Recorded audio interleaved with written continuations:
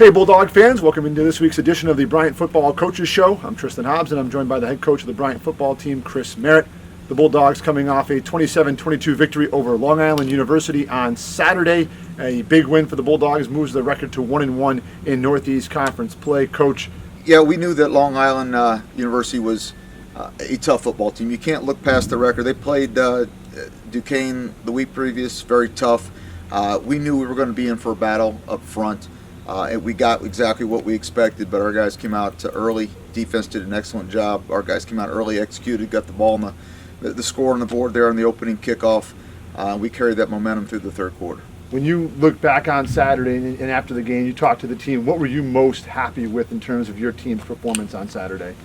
Well, there were times in the ball game where one side of the ball, where special teams didn't perform very well, but you heard nothing from the guys other than, hey, let's next play. And that's encouraging. That means the team's growing together. That means they're playing together, and that's the culture we want to start to cultivate. And we got some tough times ahead. We play a tough team this Saturday coming up, and we need to be ready for it, and we need everybody all hands on deck.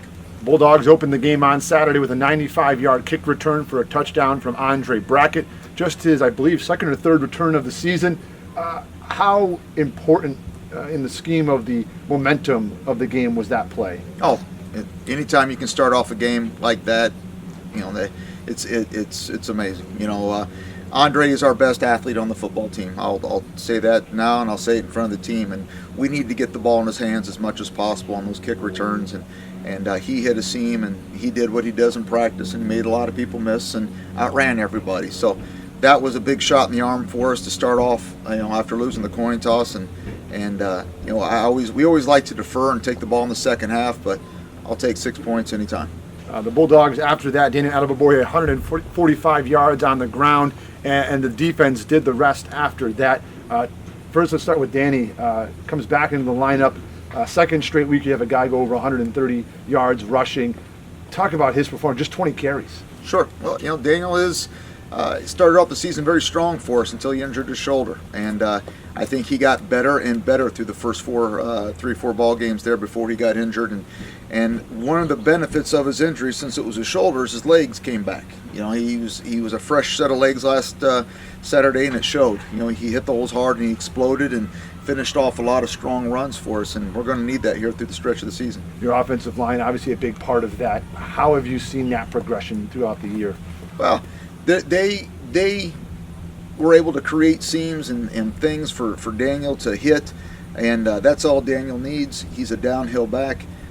They did a very good job against a very strong front on Saturday to create space for him to run and get into the secondary. And then probably one of the biggest plays in the game, opening of the second half, Jack Agnew forces a fumble, recovers it at the LIU 5. You guys score, take the lead, ended up building a 27-10 lead.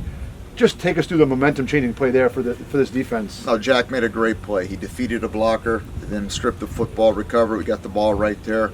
That's just as important as the opening kickoff for a touchdown. That put us right there in scoring position, and that was 14 points that we needed Saturday, and that was a big play by Jack. And we talk a lot about Tomas, right? He was a monster again on Saturday. 4.5 tackles for a loss, 2 sacks.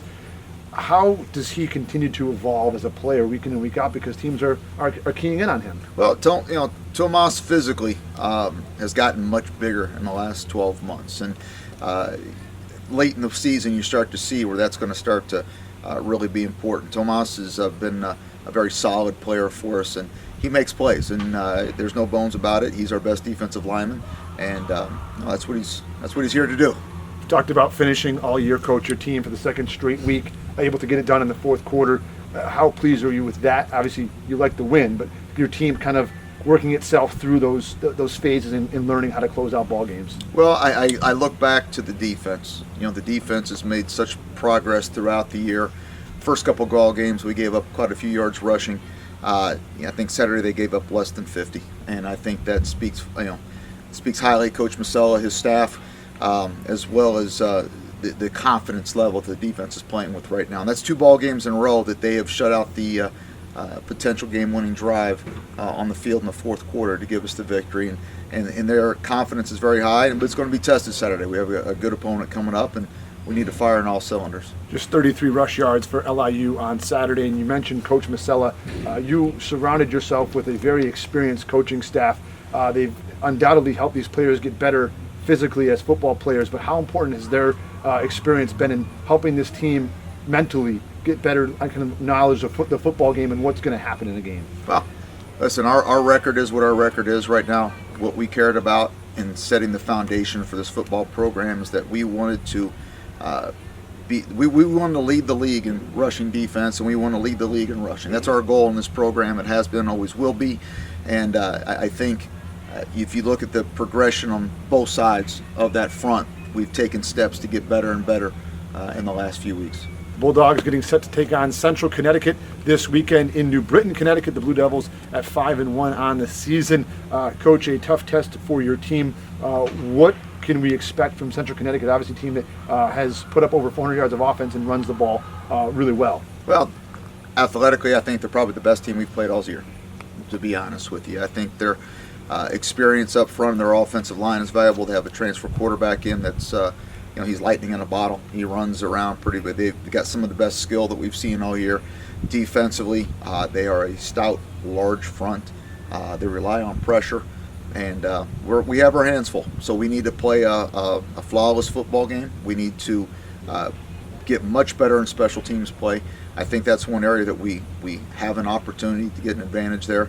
But it's going to take all three phases of the game Saturday for us to be successful. As the season creeps on, Coach, we've 7 games in now. This is every week the importance of these games gets bigger and bigger, and that's when football becomes more and more fun. How excited are you for this team to go out there and have another big test on Saturday? Well, we know that, and we really feel that the conference champion is going to be a 1 or 2 loss team. And regardless of what happens Saturday for us, we know that we're going to continue to scrap and fight to the very end, because who knows, we had teams beat other teams in the conference here this last weekend that were surprises. So that's the NEC. Any team can catch fire and get it done, and that's what we have to do.